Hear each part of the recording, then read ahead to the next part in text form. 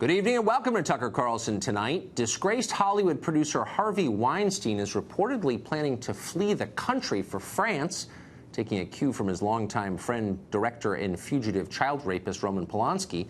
Weinstein's friends in the movie business and in progressive politics pretend to be stunned and aghast at all of this.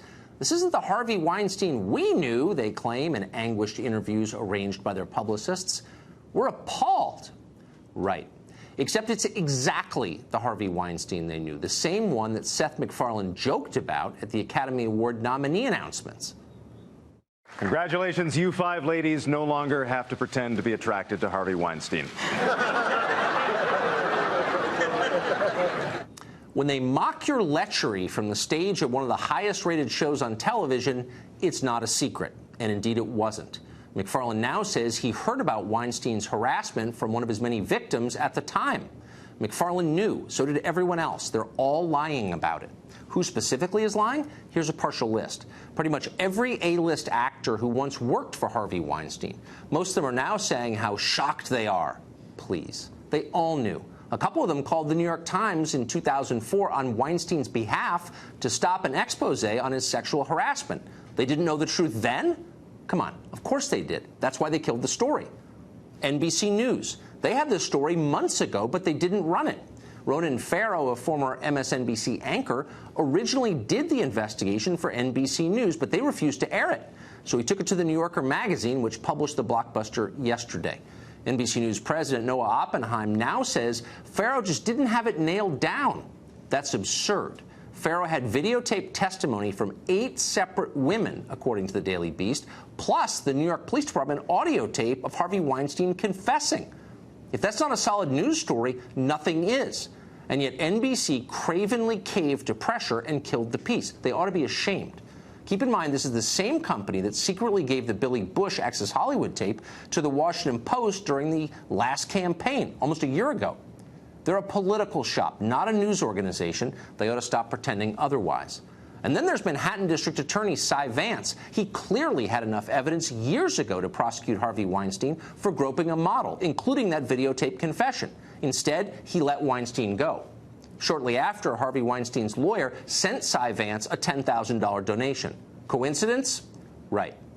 And what about Tina Brown? In the late 1990s, Brown left the New Yorker magazine to partner with Weinstein on a magazine called Talk. Brown conceded yesterday there were whispers about Weinstein's behavior. She admits she saw Weinstein routinely give favorable treatment to beautiful women he was cultivating. She saw him quash negative articles about himself by leaking information about other stars. Yet despite all of that, Brown tells us, nobody really knew for sure. Oh, come on. I worked for Talk magazine at the time. Trust me. Tina Brown knew. She was Weinstein's business partner for 2 years and a famously perceptive person. And yet until now, she's never mentioned any of it. And it's not like she hasn't had the chance. For the past 7 years, Tina Brown has run the Women in the World Summit, which brings together socially conscious feminists like Hillary Clinton and Meryl Streep to discuss the challenges women face worldwide. A single word from Brown at any of these conferences might have saved a lot of women a lot of pain at the hands of Harvey Weinstein.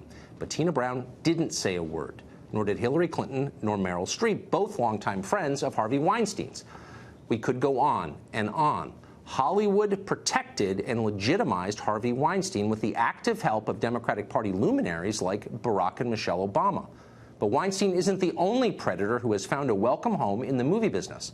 In 1988, film director Victor Salva molested a 12-year-old boy who was acting in a film he was working on. We can be sure this happened because Salva videotaped the crime.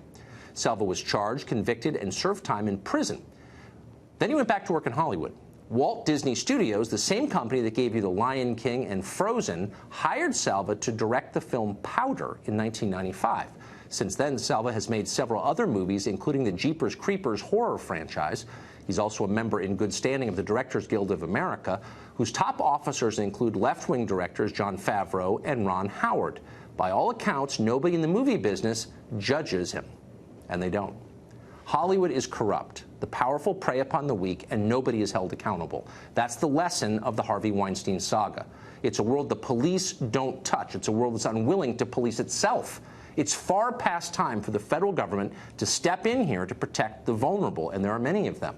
Weinstein and his enablers intimidated the New York Times, NBC News, the Manhattan District Attorney. They're unlikely to be as effective with the Justice Department.